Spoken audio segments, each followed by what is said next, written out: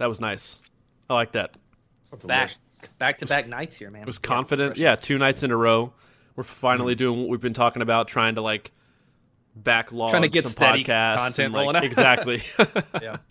Keep the train rolling pretty much. Man, I don't have much to say right now. You know, after last night, we kind of caught up after a week of not talking too much, and let's just jump in. You got anything else? We can jump in. Fortunate to have Bill Bachman on last night, and fortunate to have another wonderful guest on tonight, which we'll introduce here in just a second. But I'll let Mike do the spiel here for anybody who's new to us. Let's see if I can get it the first time. All right. Welcome, everyone, to the Aged Out Podcast. I'm one of your hosts, Mike Fantini, and with me, as always, is Evan Worrell. And make sure you hit subscribe on the YouTube channel, like, comment on the video if you want to join the conversation. We do our best to reply to all comments when we can, as time allows. Hit us up on social media platforms, Facebook, Instagram, patreon.com/AgedOutPodcast. If you want to toss us $1 or $2 a month to support us, check out LoneStarPercussion.com and use the code AgedOut to save $50 or to save $10, on any order of $50 or more. It's real easy to get there on percussion equipment. It all stacks up real quick. Save yourself some money. Do yourself a favor. They'll take care of you over there. And after that, let's let Evan take it away and get right into today's guest. Yeah, not much introduction needed here, but fortunate enough to have the legendary Mike McIntosh joining us. What's up, man? Oh my gosh, it's my honor. What is up, fellas? Just chilling, man. We appreciate you taking the time to just sit down with us, hang for a few. Shoot some stories back and forth, and I don't know, really get to know you better, because this is the first time I think I've ever spoken to you in person, even though I was in front of you for a camp one time. Well, I can say the exact same thing. There was a camp when I was in front of you, and these podcasts are great. I've done several of them, and I need them because I'm up here in Minneapolis. We're all COVIDed up, and this is kind of one of my only little expressive things that I can get going. So I truly appreciate the opportunity. No, awesome. Thanks for joining us. Yeah. Yeah. If one thing that has come from COVID that's a positive is the time that people have to connect with individuals that maybe in our normal hustle and bustle of life, we would just say like, oh, I don't have time, or that's a phone call that I missed that I have time to pick up now and catch up with this person who lives in California or Minneapolis. So right. I'm going to count my blessings and my positives when I can. Oh, I'm down. I mean, I've spent, we're probably going on 390. Let's say 350 of just straight, daughter time every day, having a chance to be in. I got a 4 and a 7-year-old. She'll be 8 on Valentine's Day. So, it's been amazing. We got a cat, we got a dog. And out of this craziness always comes some sort of art. There's an explosion after wars and famines, and I just can't wait to see what comes of it.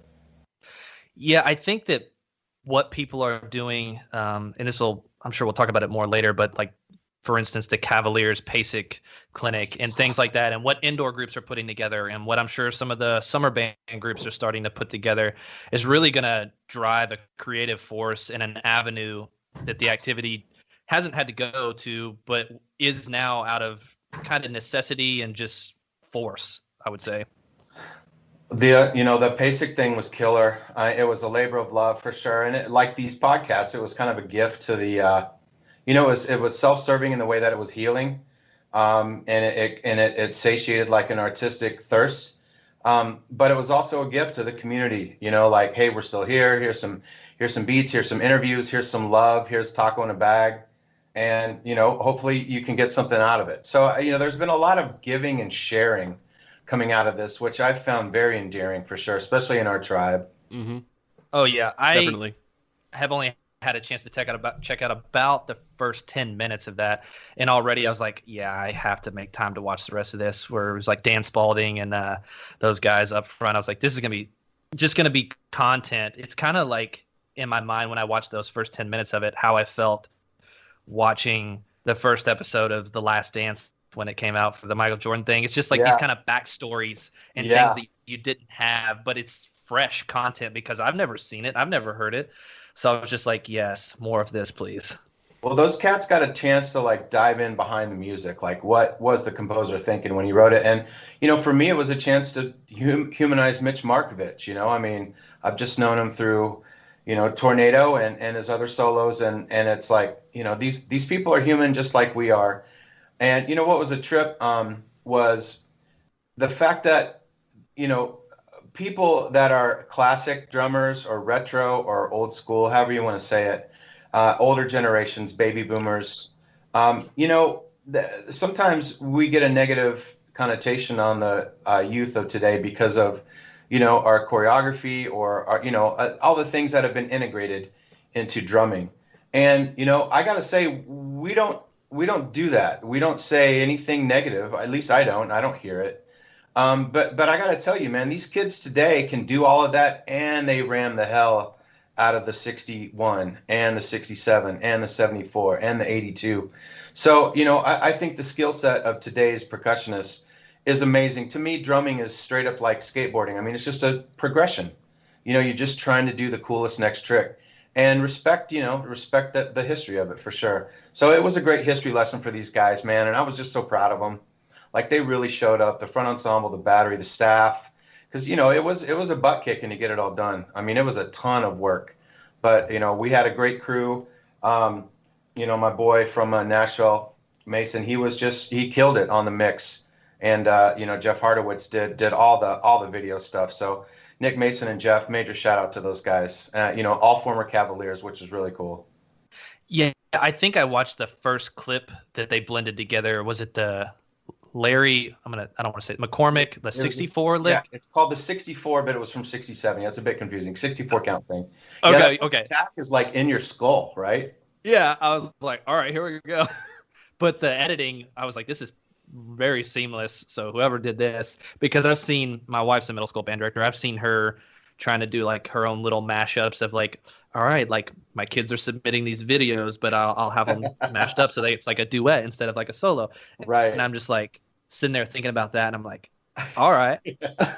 Well, man, it was cool because the amount of work that went into it was, it just took a lot of heart, and it was just real reverent and respectful. Using the core kind of like through a green lens was really hip. But it was definitely a labor of love, but we got it done so quickly. We were highly organized, thanks to another Cavalier, Kyle Miller. Like, Kyle goes over and teaches, I know Kyle. Yeah, he teaches businesses in Dubai how to be more efficient. So I'm like, okay, you're helping organize the basic clinic. And like, we had time to do like the credits 5 times, like version 5 of the credits for that ultimate emotional tearjerker ending, So it was hip, man. It was a lot of fun, and I really enjoyed it for sure. I think that Mike and I have had a newfound respect for what the older generation has done too, just more recently diving back into some of those videos, because we started doing like the reaction videos, and a lot of it was newer content, but I was like, we were talking to Josh Brickey, texting him back and forth, and he's like, man, you guys need to start doing like some Star 93, some BK 95, things like that. And I was like, man, I haven't watched those in a long time. Right. And a lot of the comments people have had on the videos were like, I never knew about this group, or I never knew this group was this. Right. I'm going to be honest. So it's just really eye-opening. I'm going to be honest. I had never seen a lot of those groups, and I was just talking to Evan earlier, like there's a bunch of like 97 BD, 95, 96, just various groups in the 90s that most people haven't been super aware of, and I've never seen before. I was like, dude, we have to react to this. We have to watch it for no other reason than I just want to watch it with you and just like see what you think and talk about it. And it just seems like a super good opportunity, and a lot of that stuff, we can't let that stuff fall by the wayside. We can't forget about the past. Because what's been cool, you can tell people have been going in there, like after they remodeled their bathroom, they went through their VHS tape collection. Yeah. And I've seen so many like things surface of like 82, Dallas warm-up Bridgman, or 85 BD, or 88 Phantom Regiment. And it's just been amazing, because all that stuff's out there. Yeah. Someone's got it somewhere. But to see like the victory gig from 82 BD, when all I really had was like the PBS broadcast, it's just amazing to kind of like to humanize that stuff and check it out. I've loved it. I've totally, man, like I get up early, and I've watched so many drumline videos lately. It's crazy because you miss it. You miss, I don't know, man, like you play a group and they bang a roll and you're like, wow, I miss that. Yeah, that 97 BD video, I think there's an infamous Charlie Poole moment on the tape where they play like a super fast, like 16th note roll. But the rest of that, too, you kind of forget about it until you go back and listen to it and you're like, oh, yeah, they did actually do that.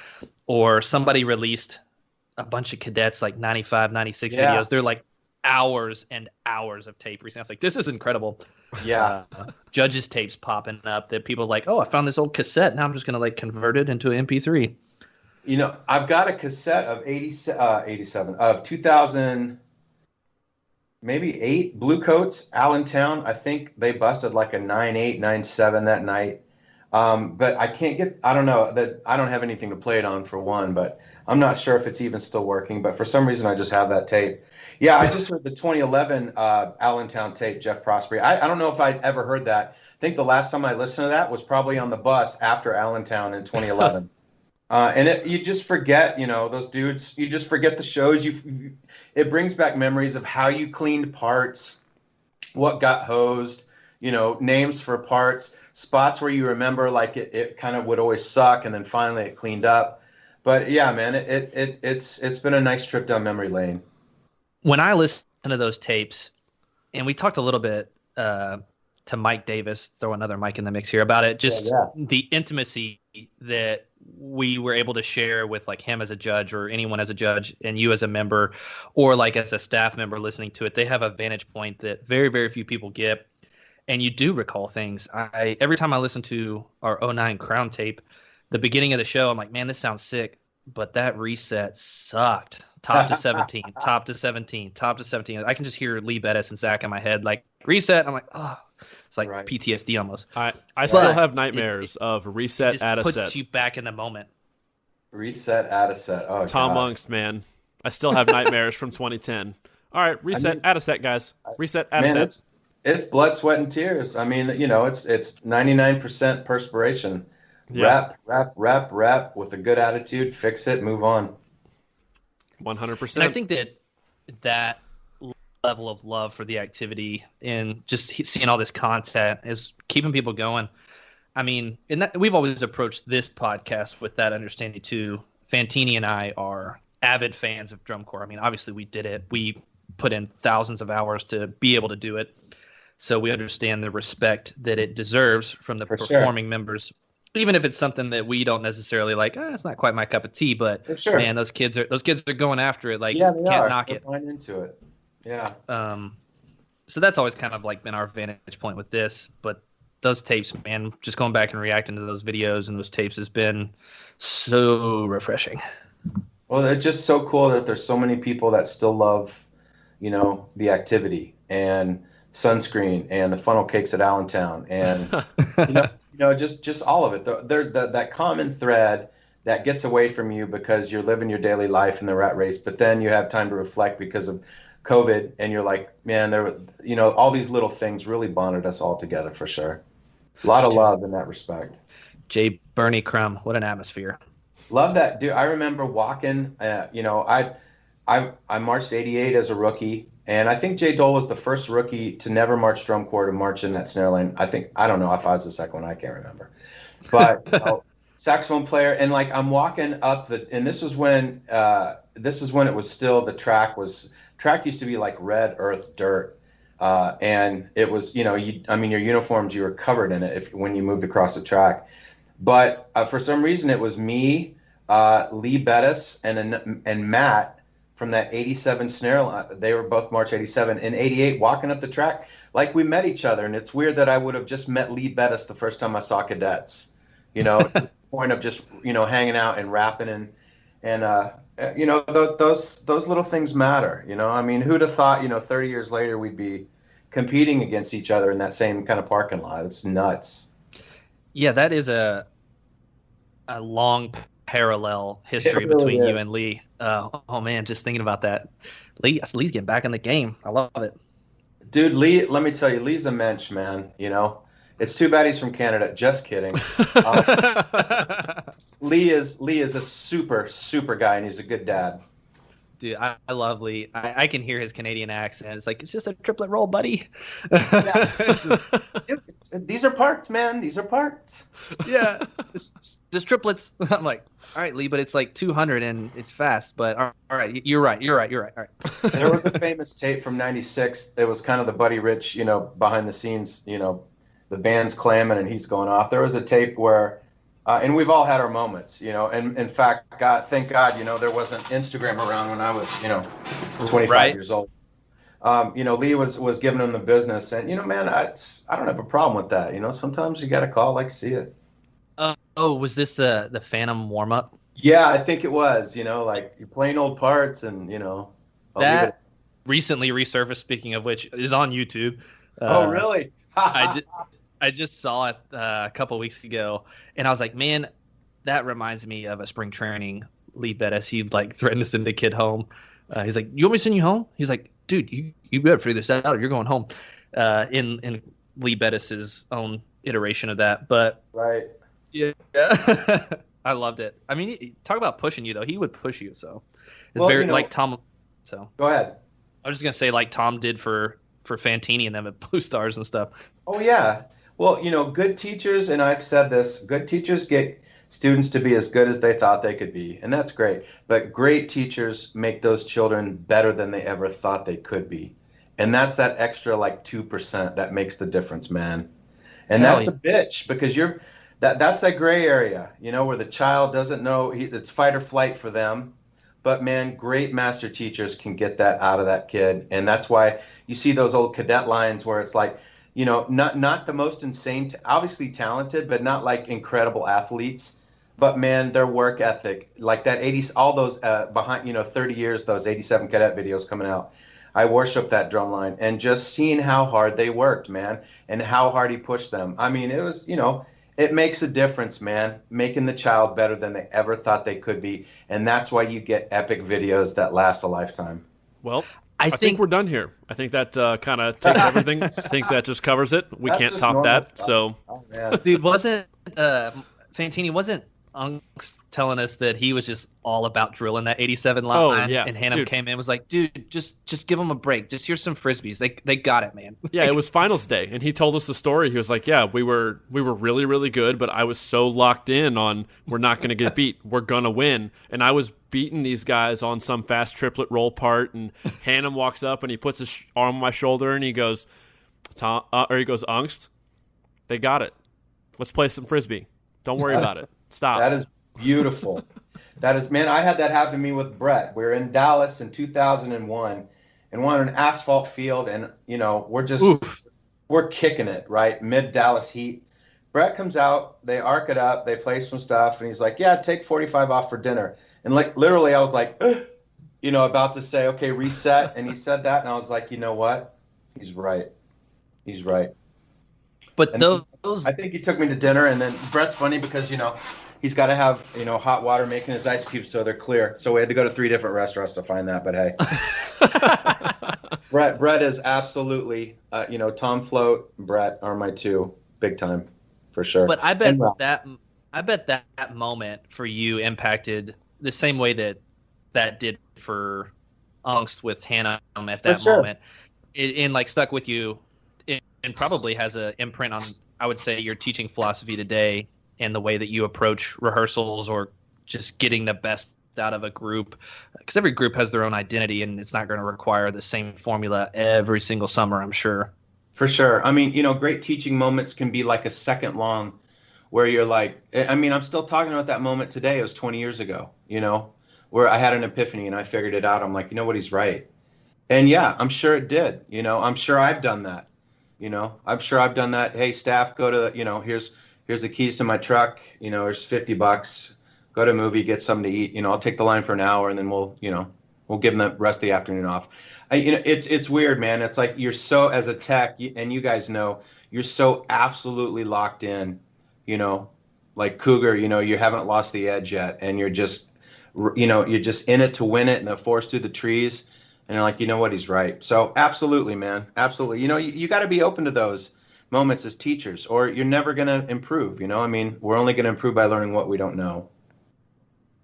Yeah. Oh, dude, yeah, absolutely. Well said. Because I know that I've heard stories from people that marched under you, Blue Coats 07, 08, Brian, Chris, Gary. I mean, a lot of those dudes, just about your approach to some of the rehearsals where things maybe weren't clicking the way they normally would.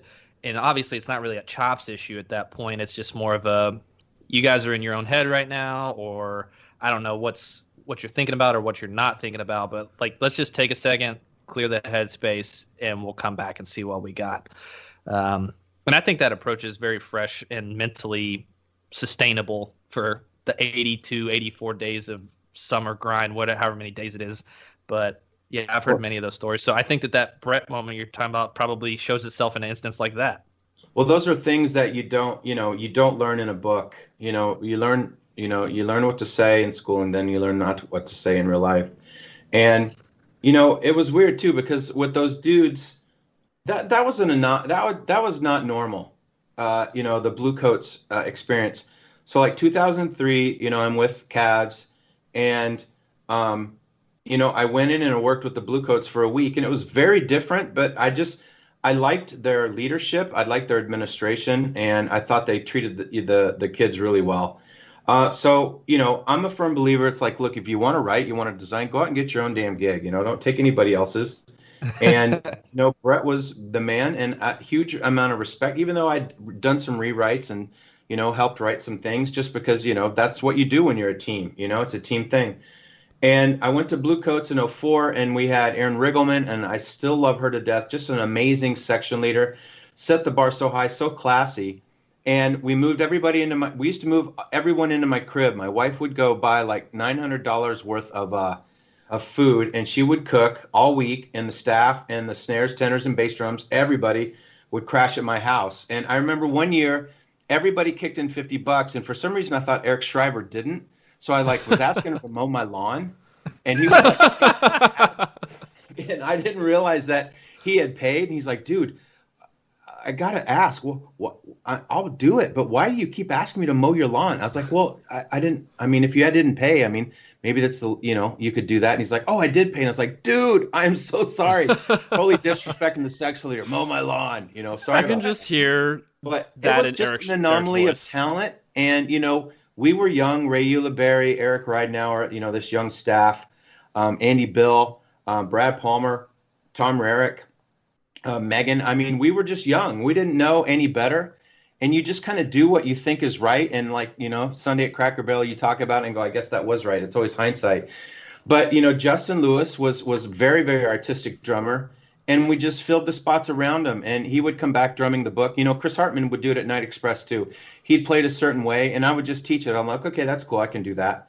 It wasn't like I was trying to mold him in the way I would play. It was kind of like old, new, borrowed, blue. Some of your stuff, some of mine, some new, and some blue, whatever. So those guys kind of, formed their own way they would play, and we just had Tim Maynard just had an incredible staff that could clean that. And, that drum line was, I think they were 8th, 7th in 04. And then 05, I think we jumped. Maybe we were 3rd or 4th. And then 06, I think we were 3rd. And then 07, second in a couple of those nights. We tied Blue Devils. And we tied them in a sub caption, and they beat us by 2/10 in another caption. But my gosh, we went on, 3 hours before they did. We went on during the day, they went on at night. And I just, whatever. Hats off to BD. But I still am just really proud of the growth they had. And then that line in 08, our show wasn't as cool with the Boxer, but that line there's a warm-up floating around. It's Atlanta. Atlanta Live. Facebook. Let me tell you, I had just got in that night. I was mad at the bass drums. They were mad at me. Everybody was mad. I don't know. Everybody was pissed. And, man, they took it out on the drums and the music. And I'm like, that's unbeatable. That's unbeatable this year. And, it was just great. We had so many people at that 08 warm-up, like Jim Campbell and Tom Hannum. And, even Skojo stopped by. And it was funny because they played this crazy mackerel in the closer, like from their eyeballs. And, who's the guy that taught Mystique? He's a lawyer now. Mark? No, I'm so sorry.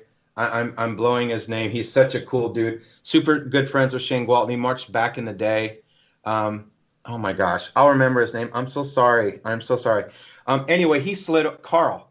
Carl slid over from Cabby's, and you see a different line. You're not used to certain sounds or impressions or expressions, and they played that mackerel, and I saw his eyes like get huge, like what? And it was cool, man. It was just really cool, and we found the sweet zone in '08. But I that was in that lot. Oh, really? Yeah, Yeah, man. I mean, it I was was an there. anomaly. We just had really good kids. It was one of those things that doesn't happen. I got to tell you, I mean, we won in 2011, but I've kind of been chasing that.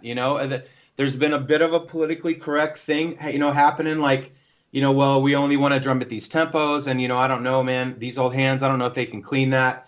And Tim Maynard would look at me and say, "Oh, there's 3 new things in here I've never seen. Cool," and he'd just go to town and clean it. But none of us had any sort of inhibition. And I think that coupled with the talent created that anomaly that was that, '06, '07, '08, '05, '04 Blue Coats.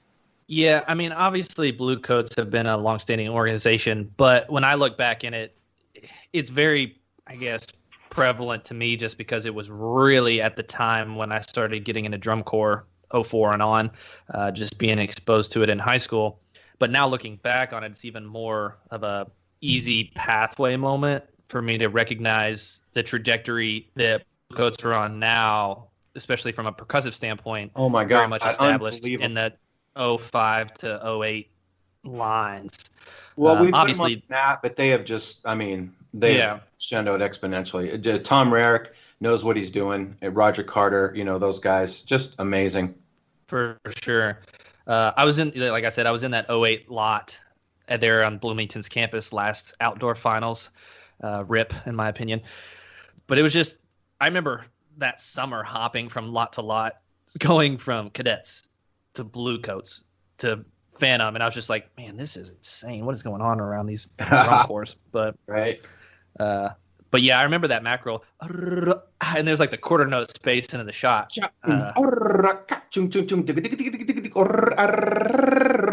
Those question and answer rolls, there was no room for error, literally, because it was a continuum of 24th notes.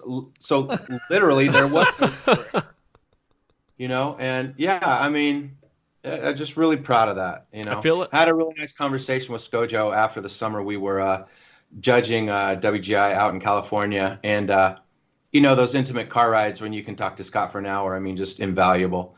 But I love that man to death. He was really complimentary. It was really cool. I feel like that's something that's normal, or the norm for your writing. It's just there's no room for error. It's very mathematical. It's a lot of interplay and intricacy. And like, are you a very mathematical person, or is that just kind suck of? At math. I suck at math. I've been doing a bit of a pivot. I'm a sales manager for a solar company, and there's a lot of spreadsheet stuff involved. I've gotten better at it. Like when I was in 3rd grade, I tested at like 99.9 for reading comprehension. So they're like, okay, you're like 11th grade English, but you're like you're like mid-year 3rd grade in your math. So I had a 57.6, in the math thing. So much more of a ENFP, much more of an extrovert, much more of a language, processing type thing. And yeah, I'm not very good at math. I'm a nerd, but I'm not a nerd in that way, unfortunately. I wish I was. That's wild it for me seems to hear. surprising. Really? Because from an outside perspective, the arranging sometimes feels so metrically, I don't want to say complex, but just different. Accurate. How it evolves over long phrases. And I don't know if you wrote meter diddle, but just an exercise like meter diddle, for example. Just like the metric changes and the hand speed changes and the math that I think in my head when it throwing things over the bar line, or hemiolarhythms and all that. So that's a little surprising to hear. Well, I try not to sound like myself, and I think part of that is like ego. Like I feel like I can clean a lot of things. As Flo used to say, man, I could clean dog poop. And sort of which the man can. One of the finest technician I've ever met. Him and Rick Rodriguez.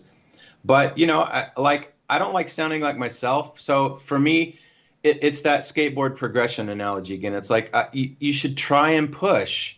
Like it's our job to push it as far as we can, because some little kid, is going to pick that up and take it further than you ever thought, anyone could.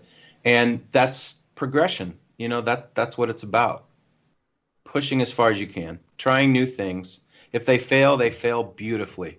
You know, they fail with swagger and panache. So what can you do? Well, you've definitely achieved that goal of evolution. You definitely failed. No. No, I was going to say you definitely have achieved that goal of evolution because you can go back and watch the different eras of your writing and just watch it evolve year to year to year to year to what it is now. And it's just so kudos. I've pretty much been following your stuff since probably those Blue Coats lines you were talking about. And it's just a complete evolution. I never know what's coming next the first time I see your books, and it's just really cool to watch and listen to. So, that means a ton to me. That means a ton to me, Michael. It really does.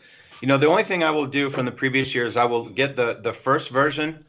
And it's funny, Michael Martin and I always laugh. It's like, always keep your first version, because the design crew usually comes back around to the first thing we demonstrate in the design meeting. But I will go and listen to the first version of the music, and then I will go and I'll pull the score out from January, and then I'll pull out the Sibelius file from finals night, because we're real meticulous with the scores. Like if you guys came in to teach, we'd hand you the score bound, in tabloid size with a pencil that's not been used yet. Like, here's not what we played last week. Here's what we played last night. So I'll go and I'll see what changed and evolved, and I'll try and start there every year. Like, I'll try and get all of the normal BS, change stuff out of the way. Well, that was a dumb sticking, or, I shouldn't have put that 5-stroke there, kind of thing. But as far as content, and thinking about, abstract concepts, I am trying to get crazy. I am trying to sound different and create new things.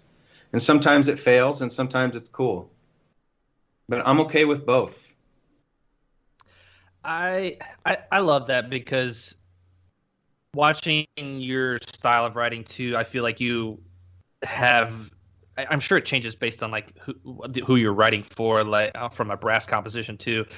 And I feel like the evolution from the Blue Coats to the Cavaliers, there's a little bit of a style change just because there's different brass arrangers. It's just a different team. Sure. It's kind of a different, I don't want to say tradition, but I do think that corps have their traditions.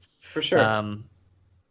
But it was able to capture the essence. Like when I think about the 05 or 2011 Cavaliers, just the very beginning of the show, that all the rim interplay stuff, but it still has what I would consider a classic Cavaliers groove, which I was introduced to from 02, 03, frameworks and stuff, but still captures a uniqueness to that kind of metric identity that I personally associate with you, where they're doing this metric change from the 7 o'clock gut to the center to the 2 o'clock gut edge of the drum and stuff like that. Right. So I think there's the nuance that's subtle of the style of the corps and your own personal style, which is really cool to listen to. I mean, you've got to be respectful of the audience, and you've got to be respectful of the performers. I mean, I kind of learned the hard way my first time there at Cavaliers that it was very, cut and dried sometimes, and you had to double teach. You had to make the membership think it was their idea, and that takes a lot of time. And I wasn't successful, in some ways, for sure. So the second time around, I really tried to be as reverent as I could. And that 2011 book, the first 3 notes of the show, that boom, boom, boom, that's the whole show. If you go back and you think about, and you watermark that rhythm across your glasses or across your ear pods, and you listen to the show, it's everywhere. It's everywhere. It's in that beginning, the middle, the end, the ballad. I mean, it's everywhere in there. So yeah, man. I mean, that was just another, right place, right time. You've got, Michael Gaines and crew, and Scott Coder and Drew Shanefield and Andy Toth, and the best of the best. It's really hard to kind of mess that up. You've been around for a good list of groups that ended up winning Fred Sanford, 99, 2000 Cavaliers, 2011 Cavaliers. Were there things about those summers that just felt different within the membership, within the staff, within the design? Obviously, some of those 2000s years, Cavaliers also won overall championships as well. Our section leader bailed, and they almost won in '98. They won prelims. Cadets were up in semis, and the writing of SCV, Jim Casella, was just unbelievable.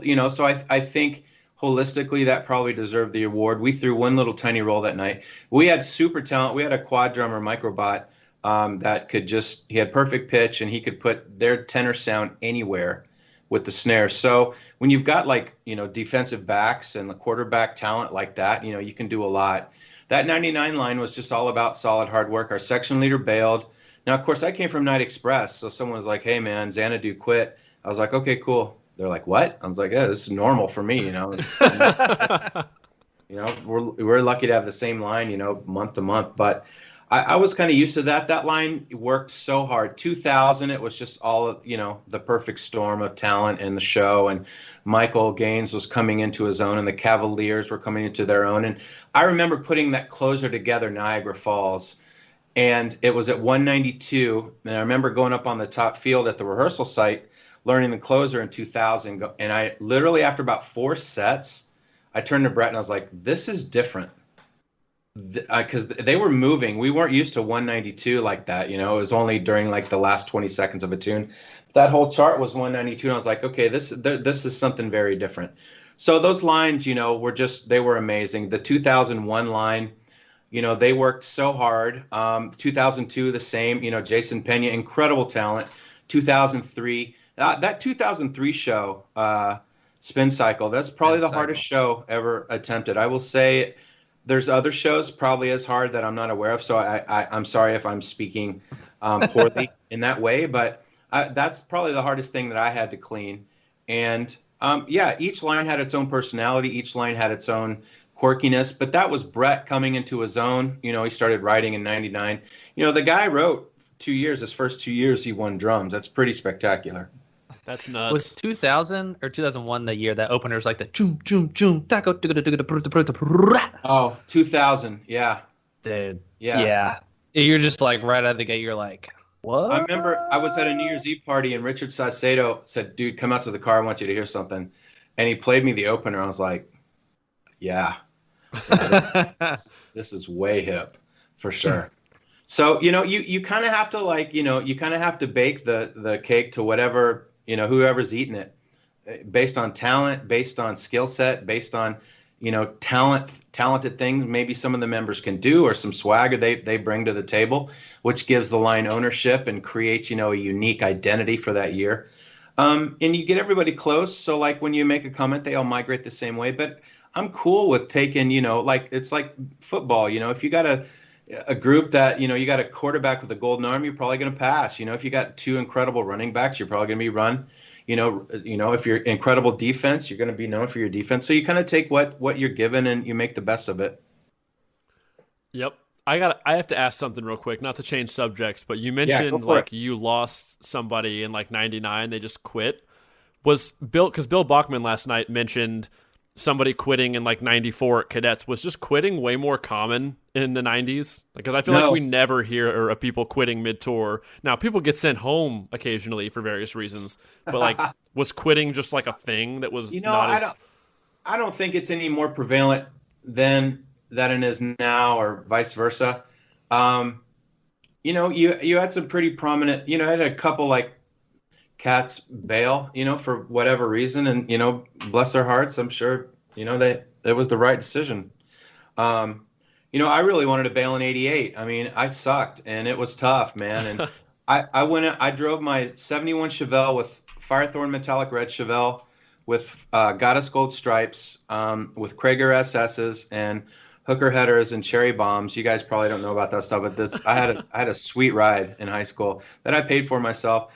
My friend and I, Tommy was, my really good drumming friend, and he'd get inverted cheese on Monday and I'd get them on Thursday kind of thing. He was always a little bit ahead of me. So we drove out to Concord, man, from Nashville, and, we took pictures and had a good time and spent 4 days driving out. And then as soon as we got there, he just stopped progressing. He ended up being bipolar and having a ton of stuff, unfortunately. But it's sad because, he was my friend and he left me. And I remember being so mad at him. I made him take a cab from Concord to SFO, which is at the time was $50. Now it'd probably be $300. Oh my gosh. Because we were living at Flo's, we didn't have a place to live, and my card got broken into and stuff. So, I wanted to bail, man. And I remember talking to my dad. My dad's like, look, I know Tommy came home. He goes, you got this. So I remember getting my Corps jacket early, like white Corps jacket with the Blue Devil, pointing, holding the Shako, Concord Blue Devils. And Vern Johnson, my boy Vern Johnson, who I love to this day, looked at me and says, a little early on the draw there, eh, McIntosh? And I was like, oh my God, I'm gonna get cut. But, man, I remember the day Scott Johnson. We're out at Somerville, and it was me, and then two guys, and then Kevin Murray was in the middle. My boy Kevin Murray, and Scott looked at me and pointed and said, "All right," and gave me the finger like this way, like come. Didn't give me the finger, but like, said, "Hey, come this way." And I started to step out of the line. He said, "No, the guy next to you." And I was like, "Oh my God!" So the dude inside of me got cut, and I was like, any moment now." Oh, so, wow. Scott comes back, man, and points again. And I'm like, yep, all right. Well, I made it to April. And I stepped out again, and he said no. And he pointed the dude inside of me again. So now I'm standing next to Kevin Murray. And this was just one of the clouds parting. Ah! And his beats sounded so big and delicious. And I was just eating them up. And I was inside his sound. I just had a great day playing that rehearsal. I think I ticked one or two times in a couple hours, just basically because I didn't have the physical wherewithal to play like one or two spots. And he turned to me after, he says, "Yeah, man, you're drumming." And I was like, cool. And then our top bass at the time, Brian Mills, came up, who marched the snare in 90. He's like, "Dude, man, Kevin Murray said you're drumming. Dude, you're drumming, man." I'm this nerdy kid from, green kid from Nashville, Tennessee, man. I didn't know. I was like, okay. But it was hairy, and we went to Japan, and I wanted to bail, man. I didn't have very many friends, and I missed home, and I still, I wasn't very good. So I get it, I get it why people are like, I've had enough of this, but I'm glad I stuck it out because it changed my life. I'll say. Yeah.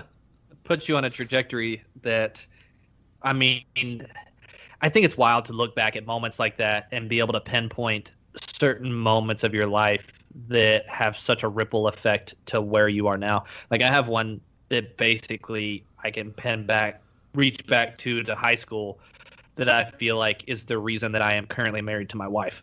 One killer. What was it? I was a freshman at a high school in Lexington, Bryan Station, and my brother was a senior, so I knew everybody in the school. Like I was very in the mix because I was just riding his coattail.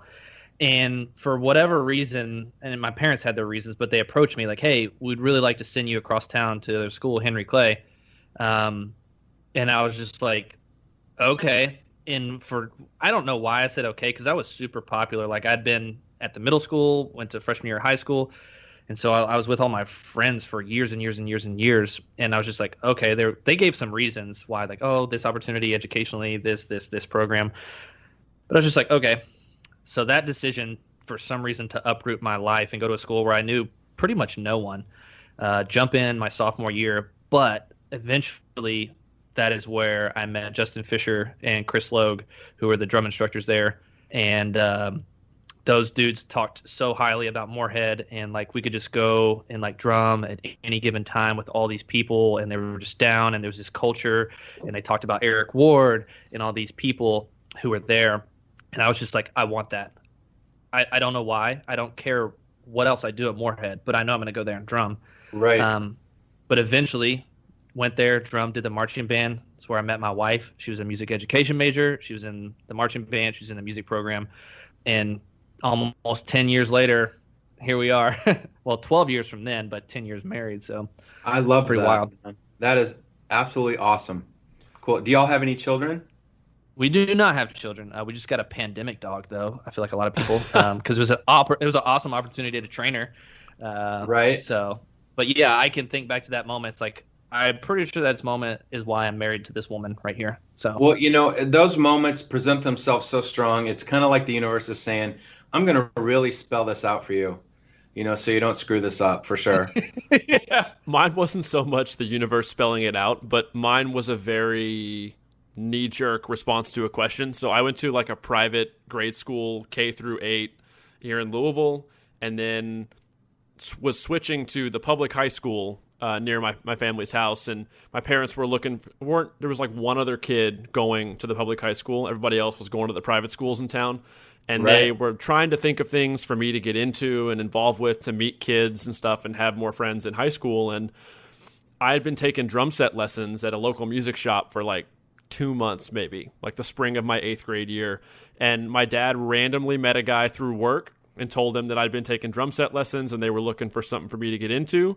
And the guy said, well, he's going to Ballard, right? I heard they have a pretty good drum line. Maybe he'd like that. And so my dad just asked me off the cuff that night at dinner, and I didn't think about it. I didn't debate it. I just said, oh yeah, I'll try that. Cool. There you go. And then from the first audition day, I was like, this is the best thing I've ever experienced in my life. Like there was no thought went into it. I was just like, oh, all right, that sounds kind of cool. I'll try it. For sure. Yeah, man. You know, Don Click reached out to me in my sophomore year and was like, hey, do you want to be in the bass drum line? And I was like, what? And I got sick and I missed, we were all saxophone players. I played saxophone throughout my high school in the wind ensemble. Then I would just do marching percussion in the fall. But freshman year, played saxophone in the band. Sophomore year, they said, hey, we need bass drums. And I got sick, and I missed a couple days of school, and I'd heard we weren't going to do it. And then I heard we were, so I was just rolling with it. And then the tenor drummer ended up not showing up, so I started playing tenors that year, the trios. And, the rest is history. This was 84, 85, and, I went out to my first drumline rehearsal, and I remember I came around the corner, and I felt like something physically punched me in the stomach, like literally. I'm very spiritual that way. I try to listen to the universe. I think the universe is always reaching out to you. So I physically remember a sensation in my stomach. And I don't know if that was the universe saying, hey, this is, going to be really special for you. So I believe in that stuff for sure. But had Don Click not asked, I don't know. I'd be, probably either I'd be not alive or I'd be, rolling in dough. I mean, who knows where but, I'm a millionaire. Many great years of beats to Don Click. Well, yeah, and Don and I are still friends. I mean, he came out March '89, but I feel I'm a millionaire in the culture that I've immersed myself in the tribe I've chosen, and I have a rich tapestry of friends, and my wife's amazing. She's way smarter than I am, and the conversations are great, and they'll always be great when you marry someone smarter than you. And yeah, it's just been a real blessing for sure. Drumming has taken me around the world, and I love it and I respect it. And I still have the desk in my office from when I was, 3 years old. That's what I drummed on. I didn't have a real feel. I still have my real feel from '89, but when I was growing up, all I had was this nightstand desk, and I played it until it almost had a hole in it. And I'm looking at it right now. It's 3 feet away, but it's near and dear to my heart. I love that. So, I have an old desk that has some bead punctures in it as well. I still have it. It's sitting right next to me. It was in my room when I was in high school. Yeah. And when my real fill pads would break or my heavy hitter pads, I was waiting on laminates. I'd drum on it, and my parents were like, "Are you drumming on your desk?" And I'm like, no. Right. But for sure was. Well, I played on it the other day, and it was so freaking loud, and I'm like, I can't believe how cool my parents were. And I mean, if you saw the video that I sent out to Blue Devils, I mean, Float played it for me in '90 and was like, you can't believe how hard the whole drumline laughed at this. Had he told me that at the time, I would have gotten back in the car and left. But I mean, I'm in my bedroom. There's an 8-point buck on the wall. I mean, I'm from Nashville. I'm deer hunting. I'm just normal kid. And he was like, man, that was one of the weirdest videos we've got. And I was like, great, thanks. Stuck out, didn't it? I guess so.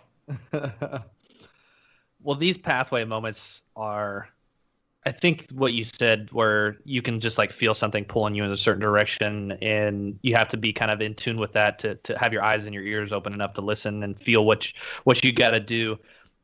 I guess that brings me to my next question. You obviously were at Blue Coats 05, 06, 04, 05, 06, 07, 08, having a lot of really good success. Like, these lines are iconic even today, but ultimately decided to step up, just kind of take a step back.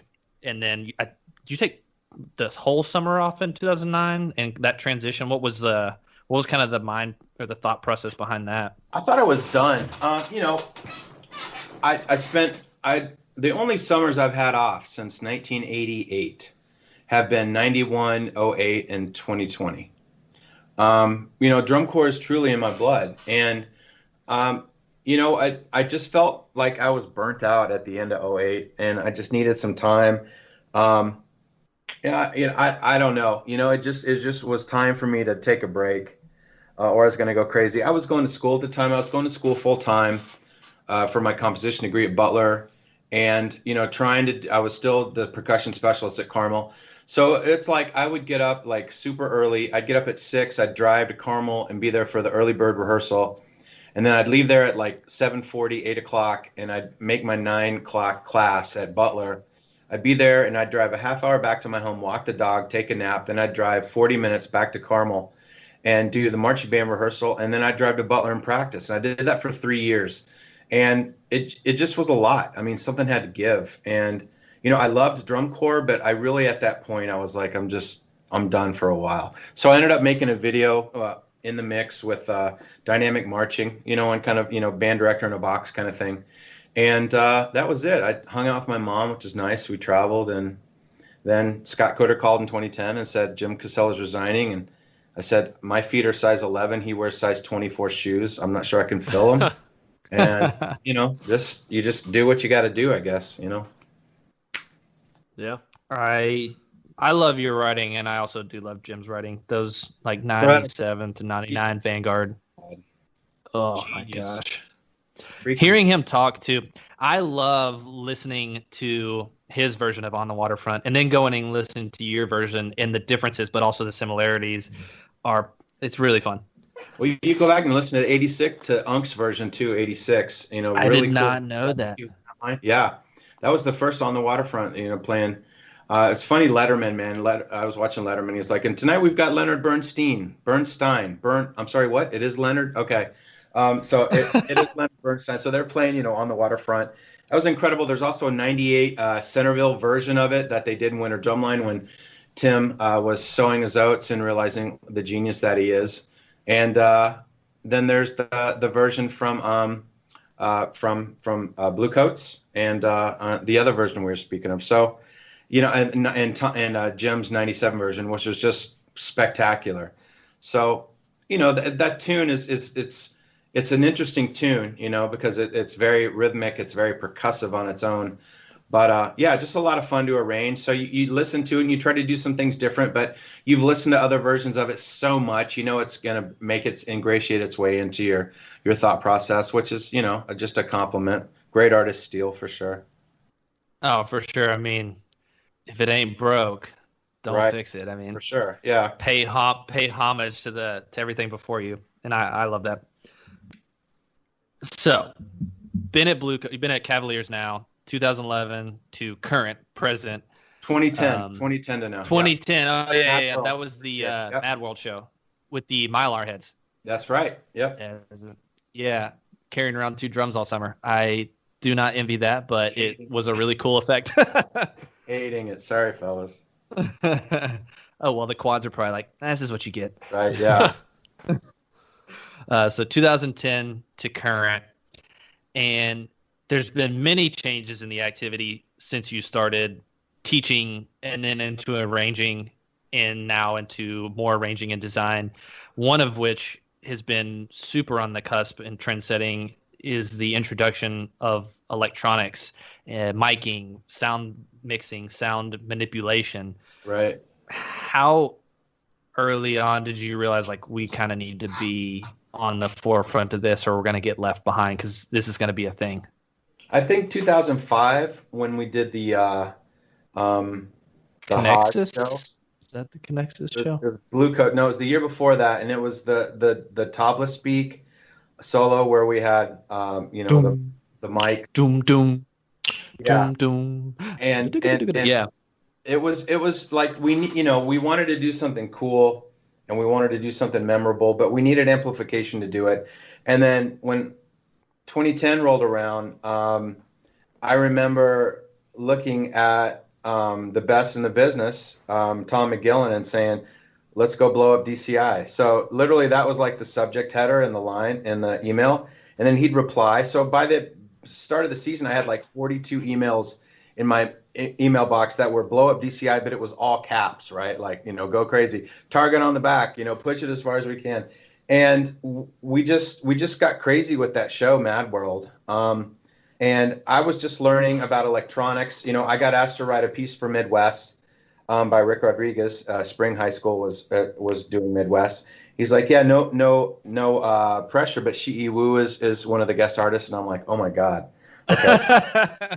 So I'm like, well, why don't I just write? And I pushed myself. I said, I'll just write a piece for percussion and tape, which is basically like digital audio track and percussion ensemble.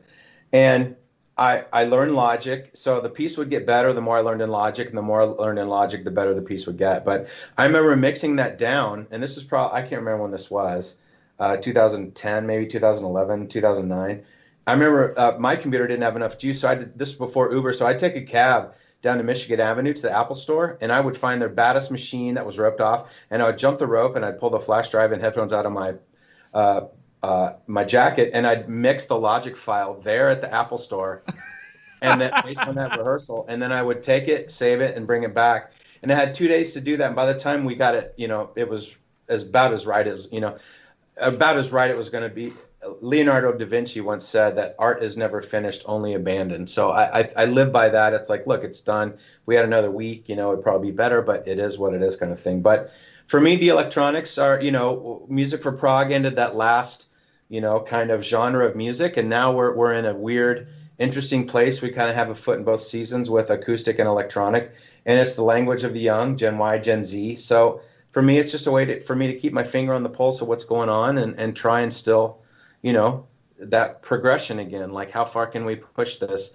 And then you've got other people, just, you know, Vince Oliver and other people in the game now that are Matt Jordan and Matt Black and Ruben Rodriguez and all these cats that are just doing it at such a high level. It's just been really cool, man, to see that blow up. But I wasn't afraid to push the envelope, because I think, you know, it's not really about being first, but it came across so new and so fresh. And it was such an opportunity to create something that hadn't been done before, because maybe we didn't have all the talent in the world, or maybe we didn't have the, you know, the super high trumpet screamers, or, you know, whatever. So whatever we could do to gain an advantage, we did. Electronics was one of them for sure.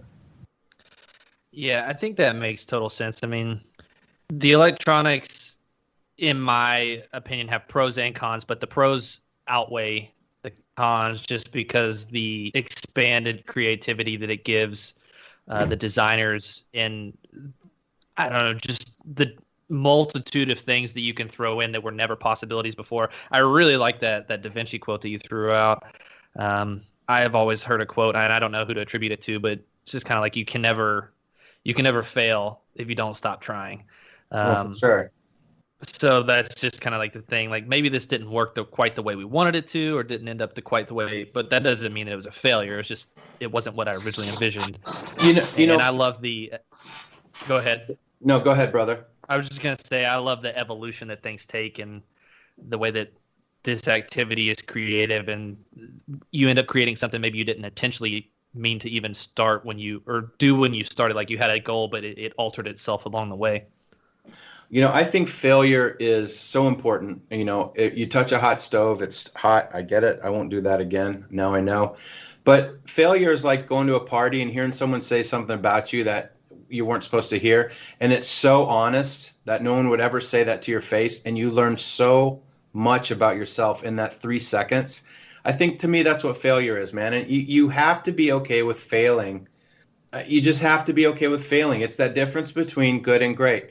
The only way you're going to be better than you ever thought you could is if you push the hell out of yourself. And, you know, you can't be in your comfort zone, because your comfort zone is last year's, you know, 5th place. I mean, it's evolving so quickly, and kids are so freaking talented, and designers are starting to take a lot more chances. And, you know, it used to just be the Ralph Hardemans and the Larry McCormicks and the Dennis DeLucias and the Tom Floats and the Tom Hannums, and, you know, and then it slowly kind of evolved into, like everything else, you know, you've got the ability to mix this killer synthesizer sound on your phone. And it just has really opened up. You know, Steven Spielberg about 20 years ago said, you know, one day a 9-year-old with a camera is going to make an incredible movie because she has access to the technology. And I'm a firm believer in that for sure. Dude, the technology that kids have with like their iPhones, and it's like, oh, this was all made on my iPhone. It's just like, what? I mean, I think that's how, like everyone can dunk now in the NBA. I mean, it's just there's a progression, from Yes. Julius Irving to Michael Jordan now to what's happening, and it's the same thing now. These kids have all that information. I used to have hard copies of like Flam Accents. Now you can find anything and everything and tips and tricks and practice tips and play-alongs, and it's amazing. It's a blessing and a curse, but I think like anything, like sugar is delicious, but too much of it is bad. I think it's like anything else. Just use it the right way. Like you said with electronics, if a band director comes up to me and says, I need 16 count bass drop here because we need 16 counts because the drill changed, that's really kind of abusing that instrument a little bit, So if it's organic and cool, I'm kind of all about it. But if the band director's paying the check, it's like, you got it. But I think that there's a better way to do the electronic thing. But yeah, man, I'm all about the progression.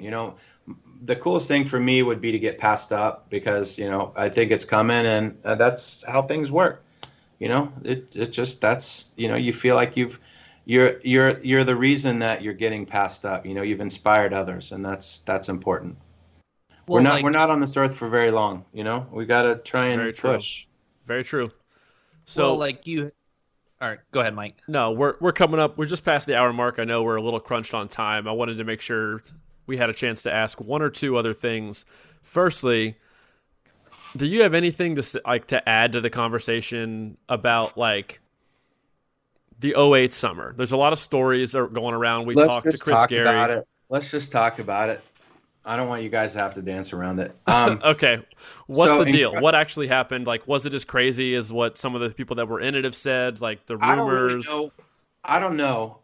So you take this tremendous amount of talent and artists, and you put them in like a very small town for 6 weeks, and they go crazy. They go stir crazy. The staff goes stir crazy.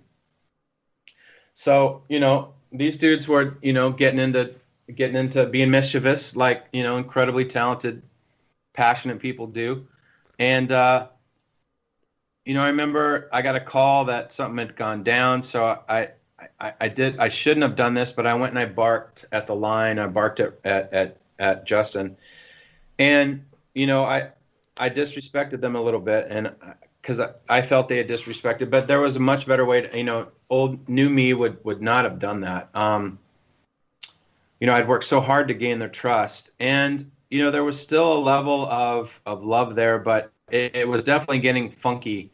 I was getting burnt out. I was becoming kind of a dick, and, I was just like, I think I'm done. I remember telling Dave Glasgow, I'm like, man, I'm out. And he's like, what? And I was like, I'm finished.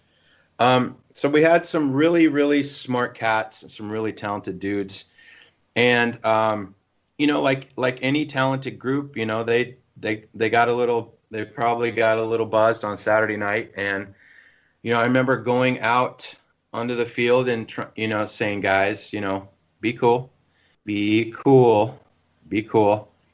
And, then a company that I love dearly, the representative reaches out and says, hey, one of your kids is, he's sick. He's in the parking lot.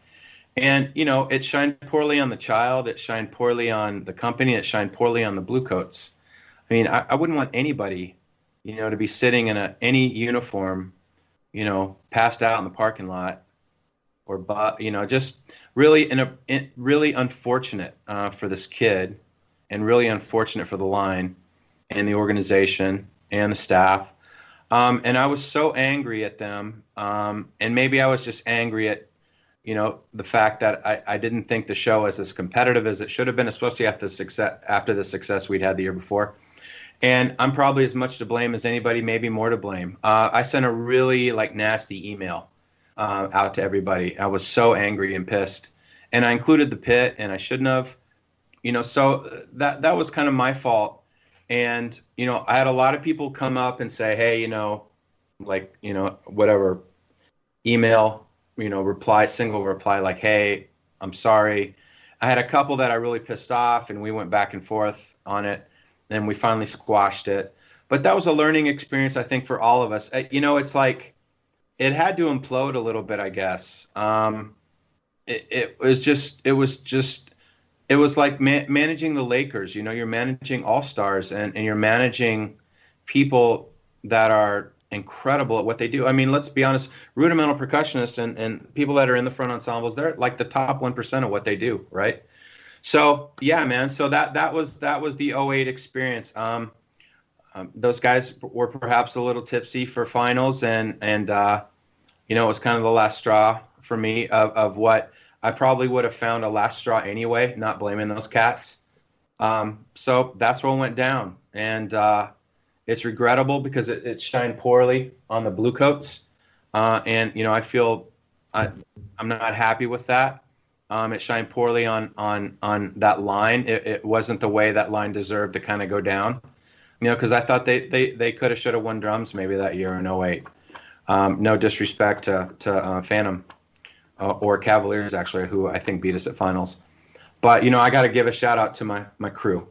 And, you know, I'm going to say I thought that line was spectacular. And they did everything gloriously. They played incredibly. They went out to final Saturday night incredibly. You know, they did everything to extreme. And what can you do? You know, that's art. Fair. I mean, yeah. those tapes are immortalized. They speak for themselves. I think to kind of take this whole thing full circle, and put a bow on it, we started off kind of talking about a moment that you had with teaching with Brett Kuhn that kind of impacted you.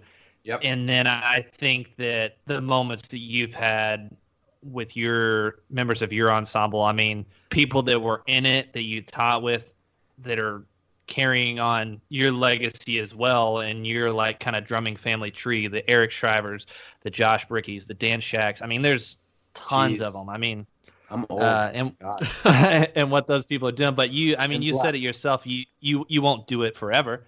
So you and people like Lee Bettis and Ungst and Scott Johnson and Paul Rennick, and I mean, the list goes on all the way down, but just training the next generation.